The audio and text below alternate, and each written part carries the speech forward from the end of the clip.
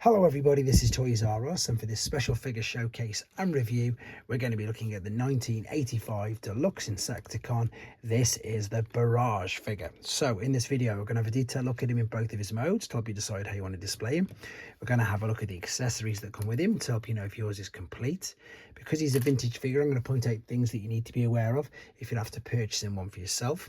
I'm going to bring in the other Deluxe Insecticons and indeed some of the original ones as well, just so you can see how much bigger they were. And of course I'll bring in some modern day figures to give you an idea of size as well. So as I start to pop these away, I'd like to remind anybody who's not subscribed to the channel to hit that subscribe button for me now please, because it really will help me out. And towards the end of the video, as I'm lucky enough to have a couple of different types of packaging, we can have a look at the beautiful artwork on the front and the back of the box. Right, these figures, to be honest, as in the Deluxe Insecticons, I think are fantastic. These were previously, before they were Transformers, they were released as separate figures under the Bandai Toy Company, and for that reason it's the main reason why we never saw these in the Japanese, I suppose, Transformers history, or how they continued it. They weren't seen at all in Japan. They weren't packaged or sold in Japan in a Transformers box, but also they weren't sold in the UK either, which is a bit strange because the MB box is a European box. But for whatever reason, the curse of the UK, as we called it as a child, we didn't get many figures, and these unfortunately were one of them. The figure itself is great. The head sculpt looks really good. There's a little bit of movement, bit of articulation on the front of the head there. It is mainly due to transformation. And for a G1 figure, or a figure that is released in the G1 times, it's got a bit more articulation than normal. So you can see that the arms will swing out to the side. They will also swing all the way around, unrestricted. You can, if you want to, do the full T, which, you know, for a figure, as I say, of this old, is quite something. There is no wrist swivel, but there's no bicep swivel either. The legs will kick forwards. They'll kick as far back as you can without them getting restricted by the shell. There is a knee bend as well, and there's a little bit of a toe tilt, which that again is mainly due to transformation. I suppose one of the cleverest thing about this particular figure is what you've just seen then when we lift his toes up. A lot of the Beetle legs, or the alternate mode legs, are all tucked away either inside there or underneath the chest, etc. It's really quite clever, to be honest, how well they took it away. And if you're interested, I'm going to upload a separate tutorial video on how to transform it, so I can take my time and make sure that I don't break the ones that are right in front of us. The accessories that came with him was a green gun like so, with quite a bit of moulding detail on it. And then another little gun, which could also, well, it's not a gun, it's like a dagger, but you can hold it a couple of ways. You can hold it like a gun, or indeed like a sword. In the promotional images, let's just copy it. Let's pop it in like a sword.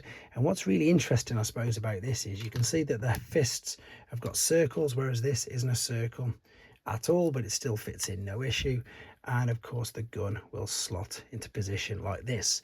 Things that you need to be aware of are the stickers. You can see mine have started to peel away.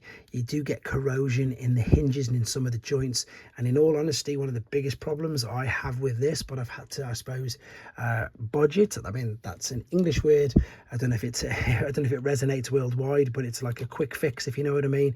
And what I've got is a teeny, in fact I'm just going to show you a teeny amount of blue tack there to hold it on, because it comes down usually quite easily. And of course, if you're displaying in robot mode, it doesn't look the greatest, but as you can see, a tiny bit of blue tack has indeed managed to serve its purpose there.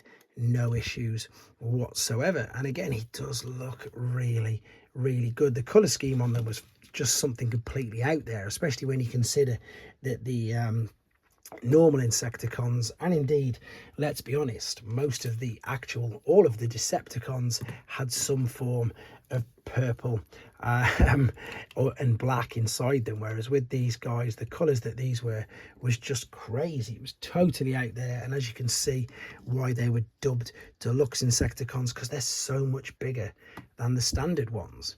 Let me just bring in, oh, there you go. I've just ruined it now. So yeah, I just bunch that up and squeeze that on. There we go. I'm going to very quickly bring in the others. Oh no, I shouldn't have done that. We've got Venom, which again is fantastic. Let me see if I can just get this to stick on there and hold in place. This is, as I say, one of the most common, if not the most common problems with it, but that's how easy and quick fix it is. We've got Chop Shop, which funnily enough, you know, we've seen another Chop Shop. I think we had a tiny Venom, I think he was called Venom, as part of, in fact, this might, oh no, that's Waspinator. I was going to say from the Thrilling 30 line, and of course Ransack. Oh, I'm knocking everything over. Now we've had a Ransack, which is brilliant, and as I say, we know we are getting all of these as well in new deluxe size figures, which is great. I can't wait to see them. They're going to be fantastic. If you want to see these in more detail by themselves, or indeed in other collection videos, then of course they are available on this channel. Just type the name of the character into the search bar. Before we have a quick look at the alternate mode, let's have a look at the instructions that came with it. So again, 85, not full color. This, funnily enough, is the MB ones, so the purple's faded a little bit on it, and it's in all the 4 languages. We of course had the text spec decoder. This is what the sticker sheet looked like. It's been used, and the text spec decoder is stuck. I'm trying to scrape it up. There we go. I'm going to keep hold of this though, because this was the best thing about being a kid and having these. This is what they were for, so you could read that there. So whether you can read any of the languages, I don't know, I'm sorry. This is a 4-language box. This was released by MB in mainland Europe, and that's why we've got all the different languages there. Maybe that's why it wasn't released in the UK, because it's not in English anywhere on it at all. So that's why we've got all 4 languages, and of course that is Milton Bradley, and I'm sure that company is still going right now. They still make MB board games, don't they? Right, let's have a quick look at, I'm going to try and fix this very quickly. In fact, if I try it this way around, that might work. Stick that there. Oh no, too low.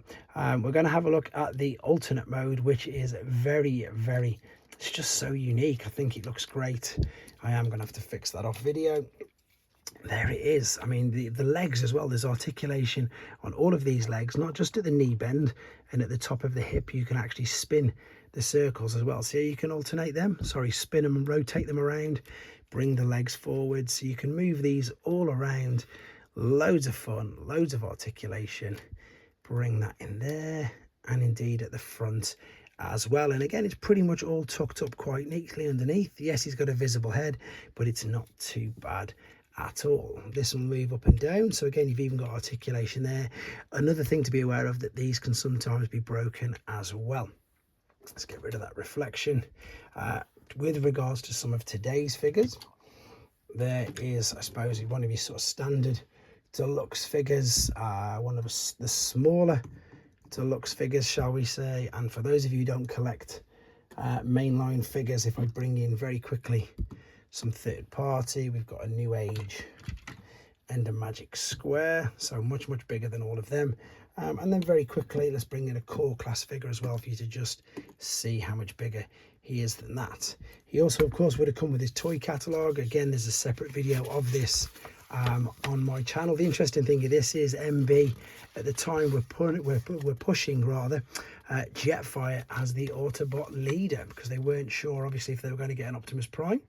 That's why he's there. And let's have a quick look at this one, the other one that's boxed. This is a sealed Canadian variant.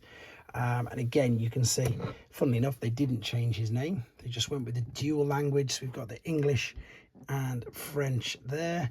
And then if we spin it around on the back, of course, we've got the beautiful 1985 battle scene, which of course has the infamous red tracks, Jetfire, Shockwave, and the Dinobots. There we go, guys. I don't think there's much more to say about these amazing figures. Again, it's such a great thing that we are getting these, I suppose, updated. That's the best word for it. Updated is the word. I hope you found this video interesting. As I say, if you want to see the rest of them, they are in videos on this channel. Let me know what you think in the comments. I'm going to fix him. Hope you all take care, and I'll see you soon.